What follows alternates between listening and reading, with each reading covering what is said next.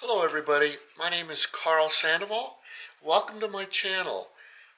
On my YouTube channel I feature custom guitar building techniques and I'm very inspired to share this information with you.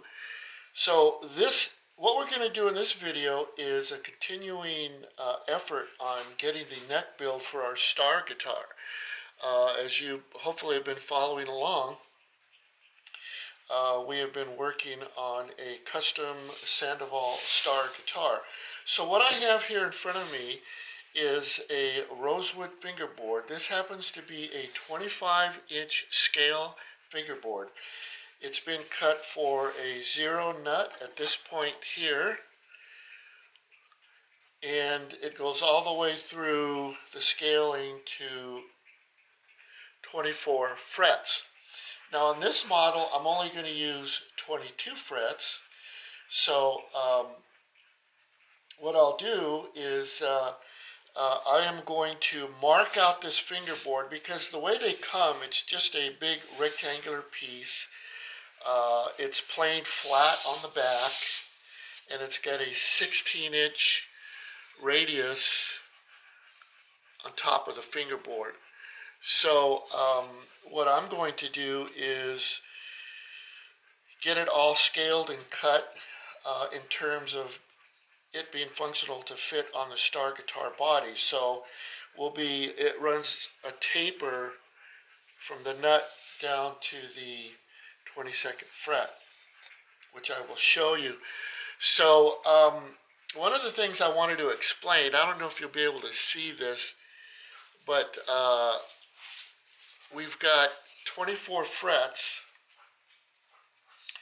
and on this particular model, since I'm going to have 22, it will glue onto the base part of the neck.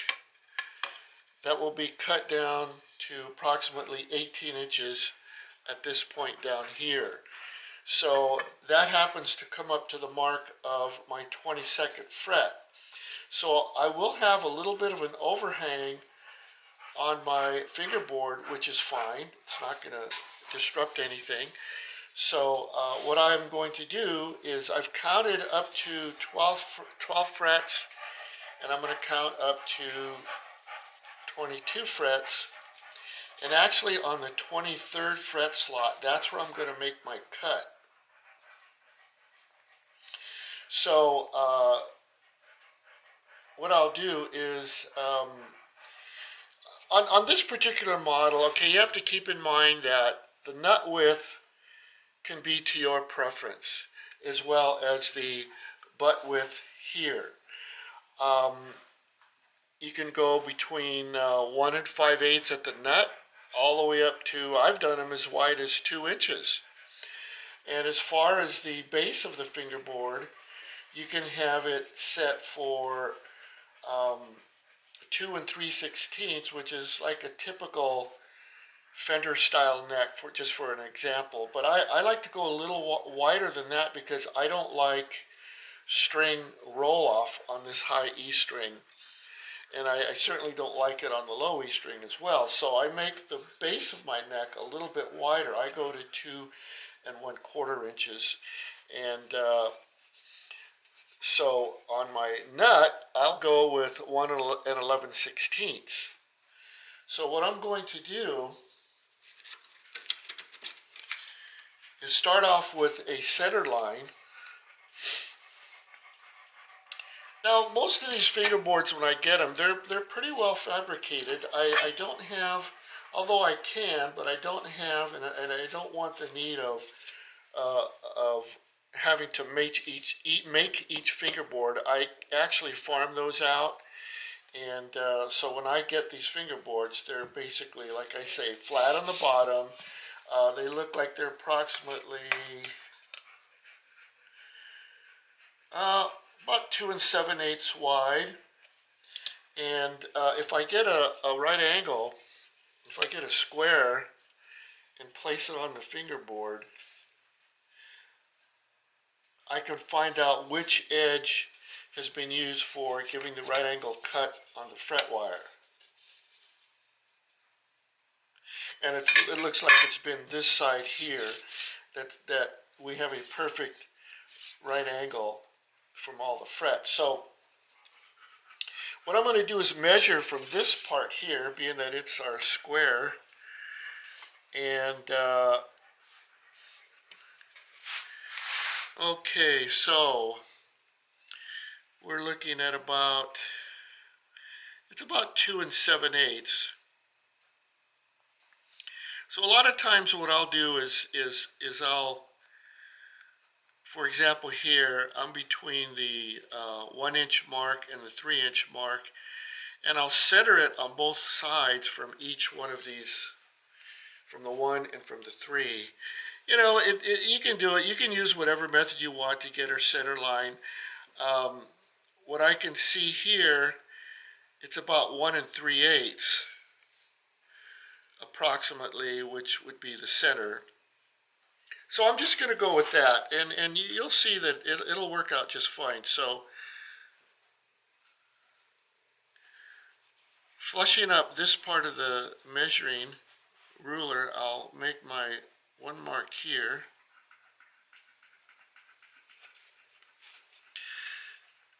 Pencil, it's kind of hard to see on this dark rosewood fingerboard.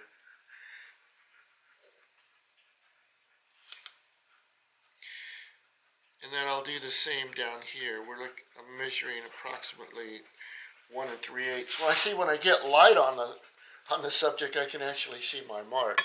So the next thing we'll do is create a straight line.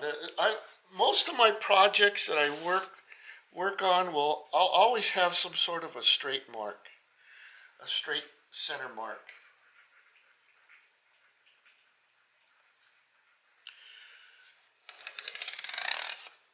Now, if I'm off a little bit here on this center mark, as long as it's, like I say, right angle, like the square, for example.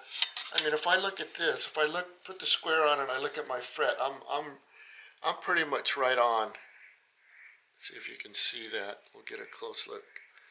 You can see that it's a right angle there. So pretty much we're going to be going by the center line now. This was just to get as close as possible center marking that we can get. So now, being that it's 1 11/16 over here, I'm going to move down a little bit here. And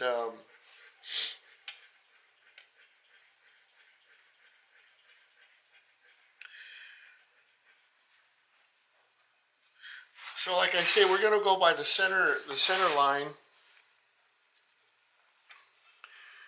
Okay, we want 1 11/16. So that would be approximately, let's turn this marker around, or ruler around. And there's 1 3/4 right there. I'm going on the opposite end because I wanted to use these 16th inch marks. Well, it doesn't matter. I could use this end just as well. Okay, so here's our, I'm just looking at the ruler now. Here's our 1 3/4 mark right here. And there's 1 11/16, which would be right below that. So we have 1 1/2 would be 8, 9, 10, 11. For those who don't know how to read 16ths, no offense. So that's the width that we want. So we have to take half that distance, which is approximately,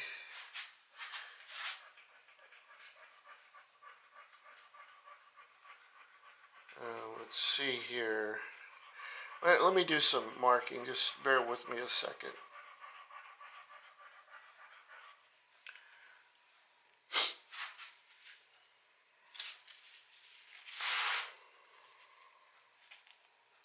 A lot of times I'll make a guide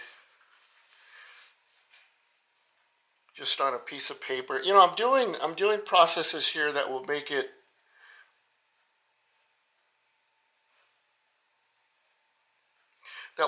easy for the viewer out there. So what I've done here was I just marked 2 lines here, one at the beginning and then one at 11/16 and then the midway point.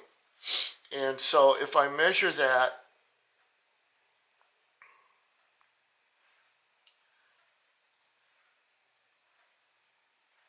it's approximately a 32nd underneath 7/8 of an inch. Now I'll probably end up cutting this larger, but that's okay. You can always cut down, but you can never actually enlarge the situation here. So let's put that mark there.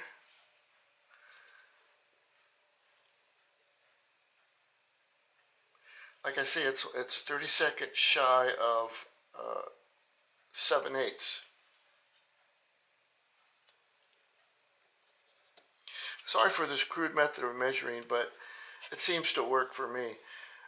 So if I measure there, we're 1/32 below 7/8, and we're 1/32 below 7/8 there. So if I measure from where my finger is here to here, we're looking at 1 11/16. I like to say a large 1 11/16, which means it's oversized slightly. Now that was kind of a crude way of doing it. I mean, I'm sure if you know your measuring devices, you can probably do a more adequate job. And so on the back side here, at the 22nd fret, I want 2 1/4. So I set the ruler at 1 1/4. I'm sorry, it should be 1 1/8.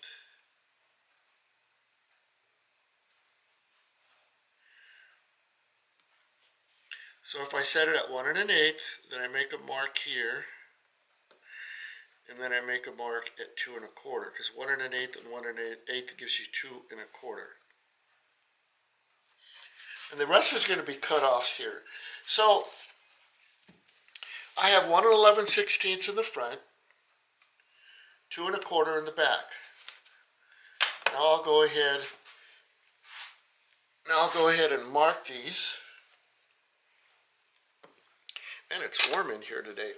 I'm getting sweat in my eyes. Pardon me. Okay, so we're at my markings on this side. And you can see that it's a taper. You can see that it's thicker here and thinner here. Now be sure the 1 11/16 is at the nut and the 2 1/4 is at the base of the neck. Turn it around and we'll run a straight line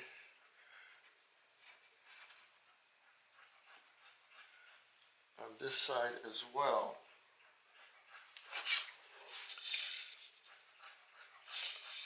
Kind of checking my marks there.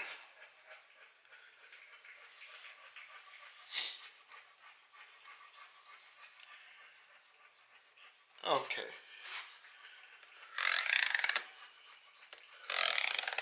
All right.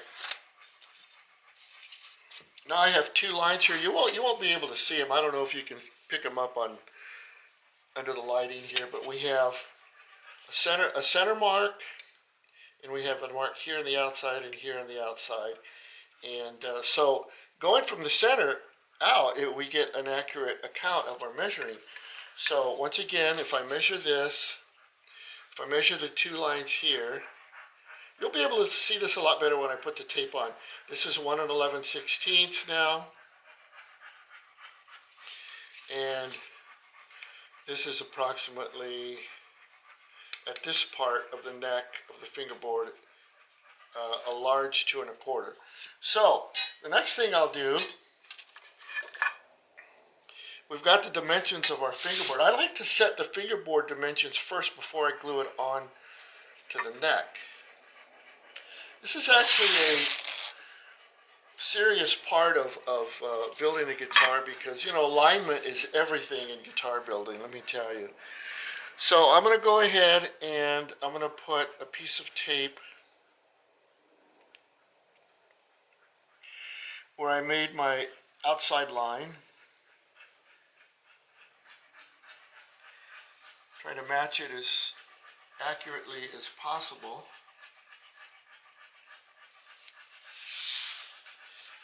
Okay, turn it over, and we're going to do the same thing on the next side.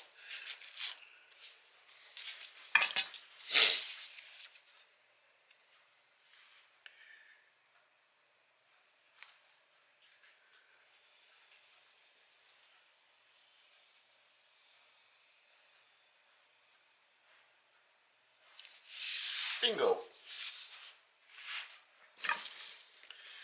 And then the next thing we do is just cut off our excess tape, which we don't really need.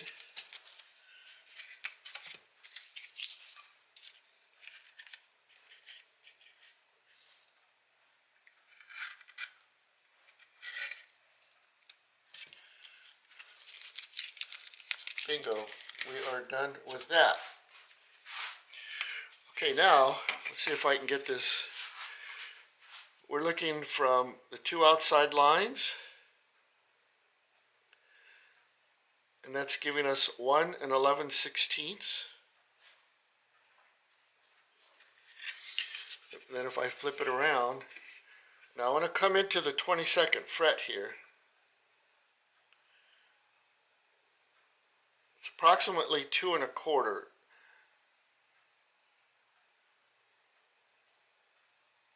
I can see where I set my tape a little too shallow here. Let me readjust that.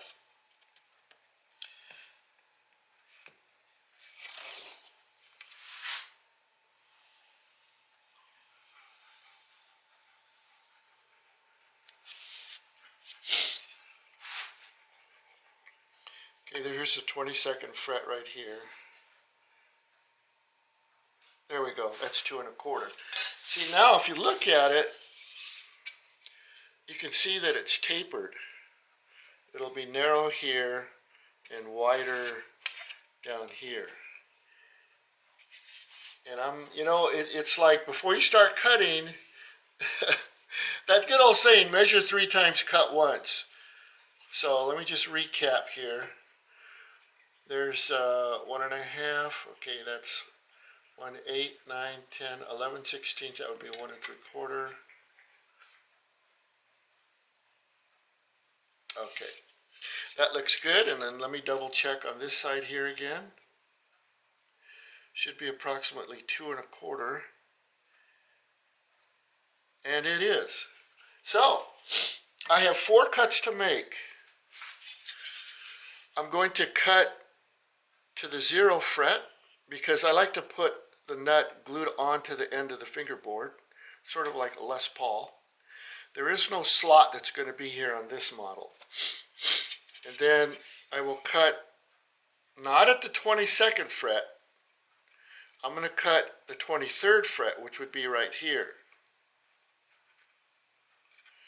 And that will give me a little bit of an overhang. Now actually the measurement from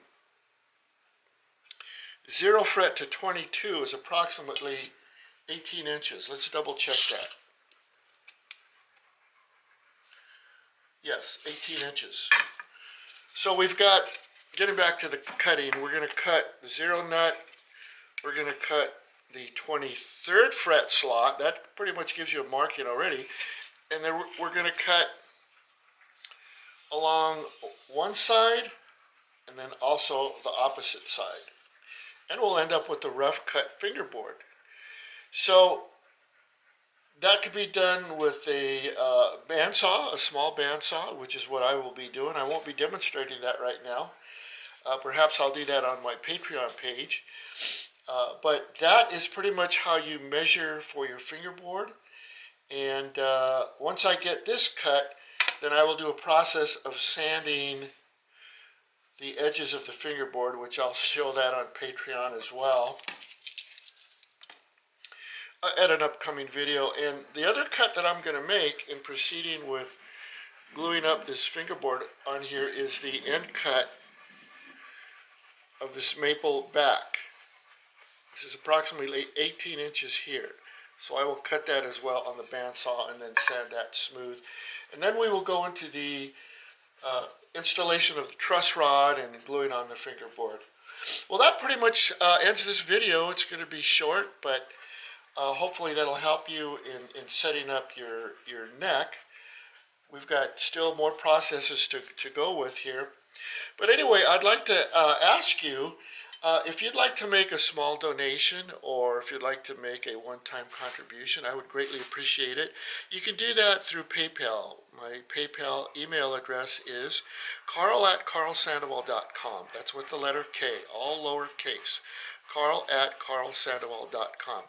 With that email, you can always send me an email asking any question you may like that I could use on my Q&A videos that will be coming up.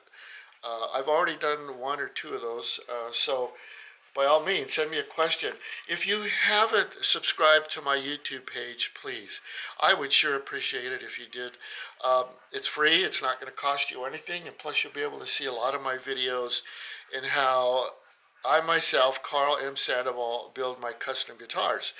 Also, hand in hand, what goes along with my Patreon page, which is basically an introduction from now into the future on my custom guitar building, I would ask that you subscribe to my Patreon page.